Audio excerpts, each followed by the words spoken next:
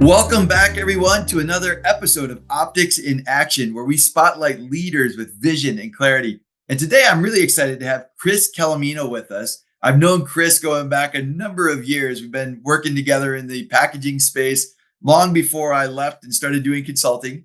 And so I'm super excited to have you today, Chris. Welcome. Thanks, Ryan. I'm happy to be here. This is I would say this is one of my first podcasts that I'm actually part of. So forgive me if I'm a little off key, but I'm looking forward to it. Fantastic. Well, I just love interviewing real people and talking about real things. And in the world of packaging, there is so much in terms of people and process that I've learned about over the years, and I know you've learned about. And now we have like the world of generative AI. So just having conversations with real people, I think for me, that's what this podcasting is all about. So excited to have you and just chat and share some insights and wisdom about the world you've been working in.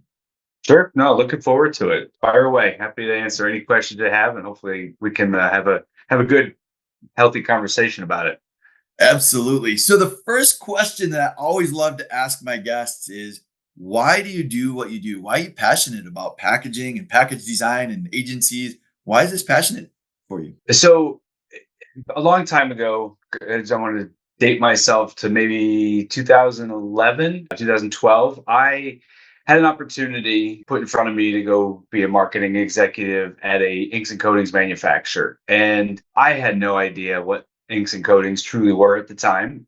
Walk into the office and I see Apple boxes. I see all different, Dr. Pepper boxes, all this stuff. And I never really understood what all of it was and how impactful and what inks do to a carton, how it brings it to life. And in coatings, in the same thing, the effects and the finishes, and really how that resonates to consumers, and really the trigger points of what those things do. And so from there, as I developed marketing campaigns and started to do my job in that field, it like resonated with me more than I ever thought it would. And because it's like, I'm making colored liquid, so that didn't sound like fun. But as we got into it more and what it does to the consumer behavior really excited me. So my purpose as I grew to what I do now, doing secondary gift packaging, supply chain management of everyday packaging items, bringing that to the consumer in a way that differentiates itself, and understanding how we can do different things in both how we manage our process to do it and how we do different things to bring those things to life, really is what I want to do, is really what I found fun to do. And it's really attracted me to the space and kept me going and looking forward to continuing that journey. No, I think I've learned a lot about similar things over the years. I mean, when I first got into packaging, I was more on the adhesive side. And I'll always remember my first day getting into packaging. They literally took us to a Walmart and we just walked up and down the aisles of Walmart, and you just look at everything that comes in a package. I mean, everything.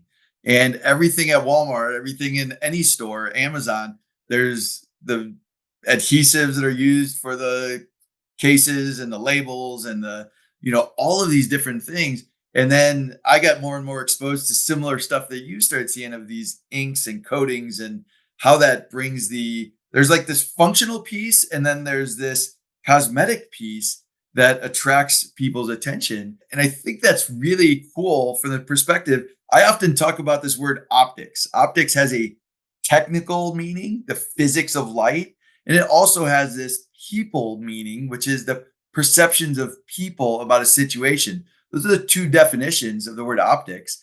And I think it really fits well in the world of packaging. Those functional things that a package has to do to preserve and protect the contents, and then the visual perceptions that people may have. And it's also the perception of sustainability and all these things that people perceive.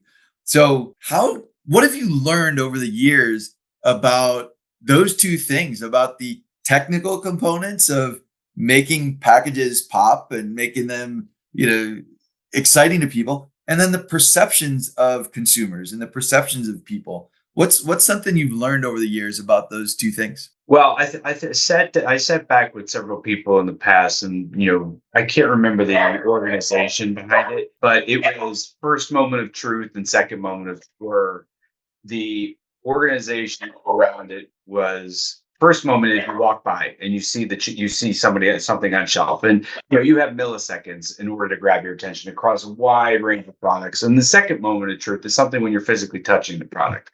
So for me, when you really have to do it two ways. So graphically, this is where for me the perception of the consumer comes into play. Like, you're creating graphics and you're creating images is something that really needs to grab the behavior of somebody to stop and look. And the second is you grab their attention. Now you need the tactile functionality of what is that package going to do as you look at it, whether it's a soft touch, whether it's something rough. It depends on what you're trying to convey to the consumer. In those kind of environments, you kind of look at all the different things and say, wow, you can really do a lot.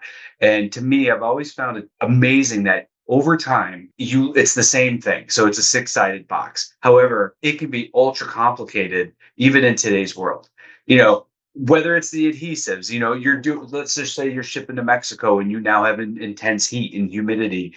And it's the same token of you're now in a cold climate and you got to have the right adhesives for that. So the technical challenge on the back end is just as equally challenging because you're trying to create the consumer perception of something that needs to pop off shelf and make sure that it's stable throughout the life cycle of it getting to its end journey. I love that concept. So that first moment of truth, that moment when it catches somebody's attention and they say, oh, that might be something I want to buy. And then kind of this second moment of truth, they pick it up, they interact with it, and does it feel? And you mentioned Apple earlier, right? The weight of a box, like an Apple Watch comes in, it feels like there's a watch in it, even after the watch has been removed, right? The weight of the box and the quality and the perceptions that are created are pretty interesting there. I see some boxes on the shelf behind you. It looks like you've got a wide variety of companies that you've probably worked with in your career. And some of them are looking to create a perception of really high quality. Some of them may be looking to create a perception of sustainable and kind of a rougher sort of feel to them. How do you see the future of packaging in terms of consumer perceptions about quality and luxury versus sustainability, and how you blend those things together? That's a good question, and I think we're battling that more and more now because I think you can do both, and I think you have to be careful in how you do it. I think you want to be careful that you're not greenwashing your statements and what you're doing, but at the same token, you want to understand what the impact is to consumer behavior of your brand. Are you meeting the messaging of what they're looking for? And a lot of it comes with the analytics side. So I think when you first start your journey, you're like, oh, we got to have the big splashiest brand. We got to make a difference. We got to be cutting edge. But you also have to look at who your audience is and polling your audience and getting that data to deliver that, I think is important when you're like creating your marketing plan and how you go to market. I've dealt with a couple clients. You can see in the back, it's pretty spirits heavy, but you look at somebody who's wants a high premium perception of who they are, but yet they want to be sustainable. And I think education is, as much as analytics, are equally important. What I mean by that is you need to educate both you, as in the agency space where I'm at, you have to educate the CPG company as well as educate them to educate their consumers of what they're doing. So for me, I think it's always important because when we're doing packaging and someone says I need it to be sustainable, I tend to be like, all right, what are we really doing here? Because someone says, I saw this mushroom packaging, we got to do this. And I'm like, okay, but what is that really doing for the environment? What are we really doing here? What's your story? What's your message? Or are we doing it just to plug a marketing idea and fill that void? So to me, it's around education is the most important part of it. I think as I go down that journey of working with customers and more, I tend to find that the sustainability journey is more on the macro scale. And when we're doing more specialty stuff, the consumers aren't looking at that journey on the micro level and more of these limited editions that they're looking at it more macro. Like when we're looking at Coke and we're looking at people who use plastics in mass, what are we doing? They could be small changes, but they have mass impact to us and our supply chains. And that's really where we should all be focused on, not so much on the smaller scale things and what we should do to impact the behaviors of that. And that's kind of what we do in our space. It's like, for me, it's important to do education. And that's a great answer. What do you see as the biggest challenge in terms of maybe a technical challenge in the packaging space? What are some of the biggest technical challenges that you see today? Well, if I take sustainability as a as a comment of one part is we're pushing certain materials, let's just say in the paper space, recycled content. There's a lot of demand for it, but it's in certain calipers. So what we do is from a technical standpoint is we try to leverage those volumes across different, if you're working with one company or multiple companies, you're trying to scale and leverage across that in order to meet those demands. Because again, someone wants sustainability, but they may want it on a more of a micro intimate scale of something, but there's a macro demand or a macro minimum that's, paper manufacturers can have. But we try to leverage that across the different opportunities and say, well, here's how we can do that. So I think there's a technical challenge in bandwidth of sustainable materials out there. I think the other technical challenge is, people are consistently looking in the supply chain for, I would say the consumers fractured right now. Nobody knows what they want. So, but they all know what they want. They want stuff for themselves. They want things custom. They want it, the personalization. Well, how do we do that when we want to deliver a mass amount of product to a wide range of consumers? So the technical challenge for us is finding the supply chains that can manage all of those different needs. And for me, that's the fun part, is figuring out that problem. And I think navigating that is, when you talked about process, is kind of our sourcing strategy of how we deliver those opportunities to meet the needs of call it small batch and large batch opportunities. How do you measure that and balance it?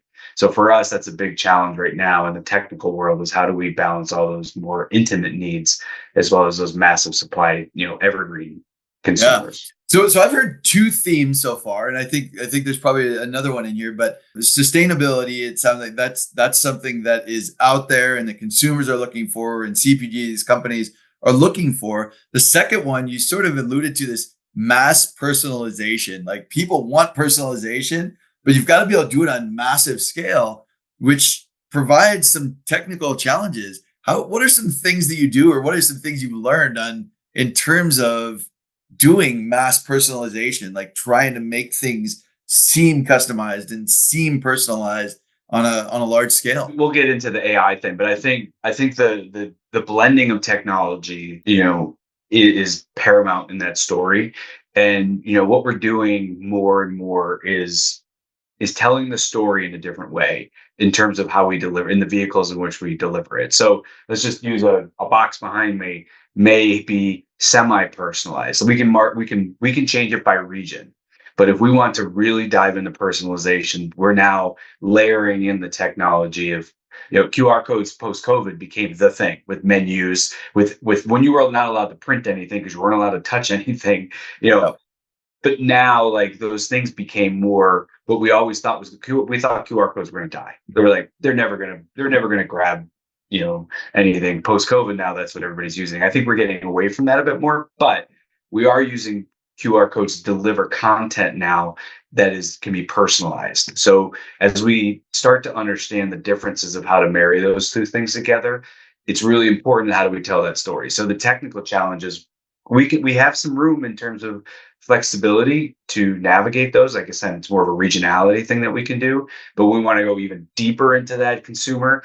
We can start to deliver that via technology and the digital enhancements and layering those through, specific Instagram feeds, specific social needs of those people, but also they can be different microsite content that is delivered specifically to those people. And then we get that data back. And I think we can take that data and deliver, the experience over and over again to those people. yeah. And you've used the word story a few times, and I think that's really impactful. Thinking about what's the story, what's the message that a consumer product company, a CPG brand may be trying to tell around sustainability or around personalization or around something that's unique or quality or luxury. And as companies are trying to do that, tell a story, sometimes it gets lost in the technical jargon and the technical, is it mushroom composted paperboard now? You know, unless it's somehow woven into the story, woven into the message, the consumer may not even ever know what's happening.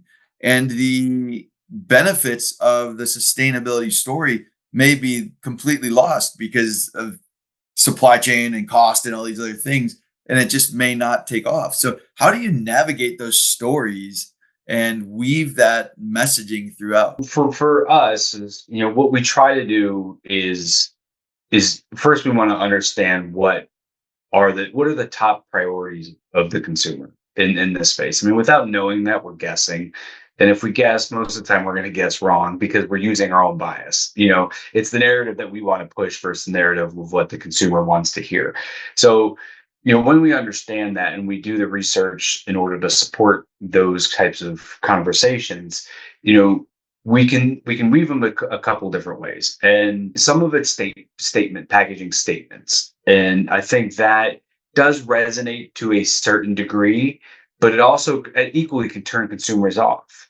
If they start, because if you want something that is, you go to the words premium and luxury, they're less concerned about the sustainable journey that this package went on. But at the same token, it's still maybe back of mind. So we put it somewhere on the packaging, and I think there's statements that could be made. So when we're doing things that have post consumer waste in them, we don't, when we're talking to the consumer product groups, we'll talk to them and say, here's our recommendation. I think it's important that you make these statements, because when a consumer, it may be their second purchase behavior. So the first one's looking, they want the product, they see the messaging on the packaging. But the second may be, well, what is the journey that this is? And it could be, well, all right, this is 30% post consumer, especially when you're in the premium space. So we try to do it that way.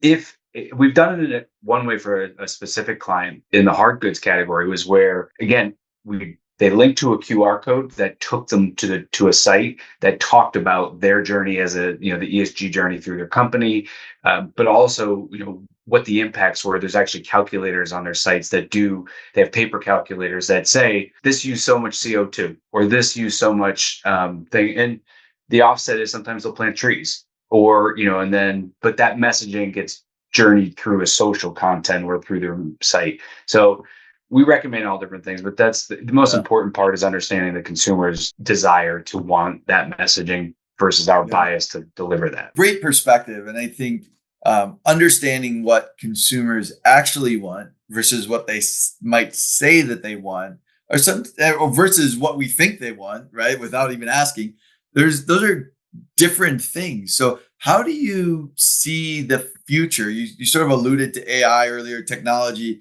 What do you see as the future if we look 10 years out in terms of the trends and the way things are moving in packaging? What do you see as the things that will be different 10 years from now than they are today? And what do you see that might be the same? So when I look at that question, I've asked myself about AI and its influence in the space. I've asked myself so many times, I've asked other people, I'm like, how does this, it's not good. You want it to be able to vacuum your floors. You don't want it to be able to think for you and be creative. So, but that's not going to happen. So, unfortunately, it seems like it's taking the creativity out of me and putting it and doing it in lightning seconds.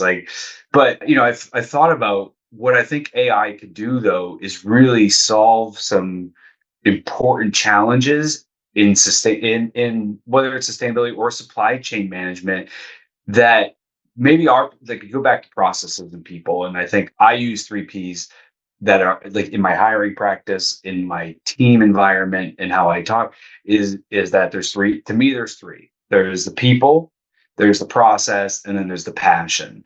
If you have all that, those 3 Ps are like ultra important. I mean, I could put a bunch more letters in there and a bunch more words, but to me, those are the three paramount for me. Because when I hire somebody and I talk to somebody, if I can feel like I pick one of these boxes up, if I see their eyes light up and I see them going down a rabbit hole, I'm like, all right, you're in. Like, you're going to be awesome to talk to.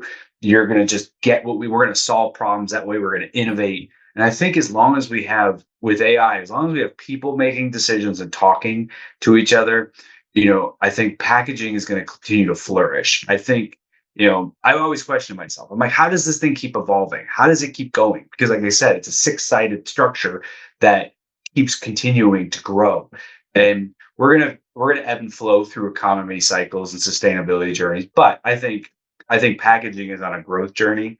I think, when people start to understand what sustainable means, and that we are planting more trees, the earth eats, plants and trees, they eat CO2. We need that stuff. Like, Yeah. so we're going to continue to understand and educate people that packaging isn't a bad thing.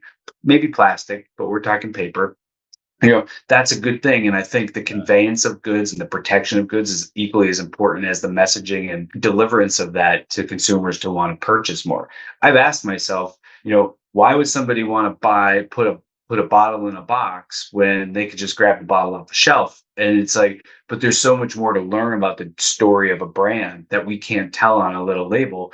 So Yeah. sometimes we need to do that. And it's an important for the consumer's behavior to understand that too. So I think as consumers want to continually want to know more about things, they're increasingly curious. I think the 10 years are going to be ultra important to educate people on everything they do.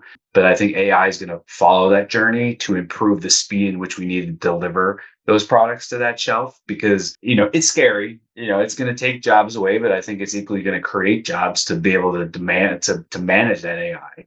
Yeah. But so I see them kind of going hand in hand in the growth cycle, as in a growth trajectory.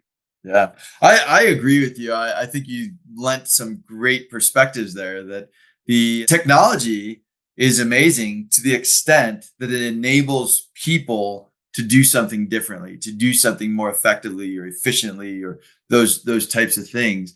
And if we start using technology for the sake of technology to feed the technology, to grow the technology without having any impact on people or animals or whatever here, then why do it? And I think it very much kind of follows this journey of podcasting I've been doing is AI marketing.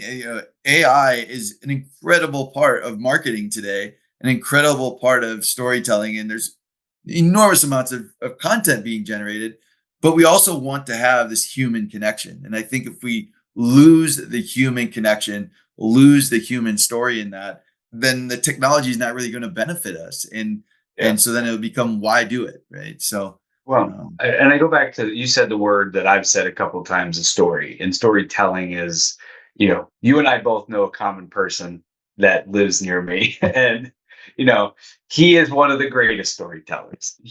But if you lose that, like, could you imagine like if we just use AI as our conversation and it just be everything becomes vanilla. Like we need a little sprinkles, we need a couple cherries on top, we need some chocolate sauce, we need all that in our lives. And I don't want AI to do that for me because when you have those foster idea, those kind of conversations and stories, they generate ideas because they allow us to think differently. They push the envelope. Let AI help us flesh that journey out quicker and more yeah, efficiently. But I never want to remove that from our conversations, and that's where I say you lose the passion very quickly if you're going to rely on something like AI to do that for you.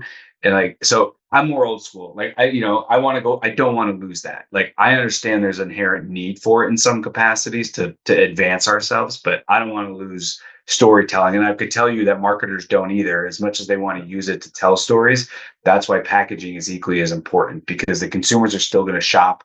Even if they shop online, they're going to receive something and want to read and they're going to tell that story on social, but they're going to unbox it with the messaging that's on there that says something about that brand. it's probably appropriate for us to call out Denny Drummond. He is kind Yeah. of a legend in terms of storytelling and packaging in the packaging industry, and not necessarily in the consumer facing, but he is an absolute storyteller in packaging. And he was Yeah. probably one of the people who drew me in to some of this understanding of the importance of packaging and the importance of why it is what it is, how it works, how it plays such an integral role in all of our lives. It's a really, really fascinating journey that we've been on.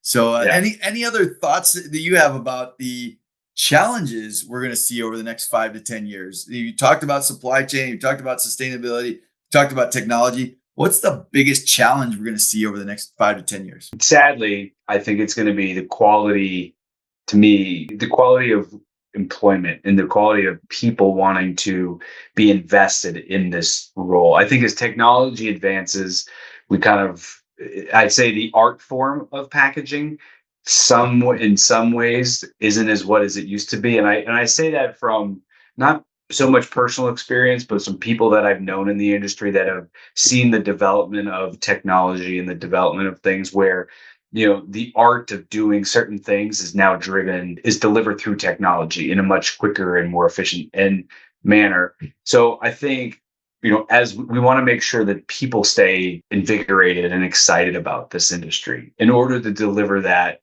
messaging and what the intent is, again, back to the consumer to, enhance the growth of brands. I'd say it's harder than it used to be to find talent. There's a lot out there, but I think as the world grows differently, I think we're getting back to our roots a bit with post-COVID coming back into the office. I think getting people talking to each other, navigating not through screens 100% is equally important, because you lose a lot of that innovation and that creativity that is required in packaging and in process deliverance when you're just doing it remotely 100% of the time. I mean, I'm saying that as I'm talking from my home office, but I do want to.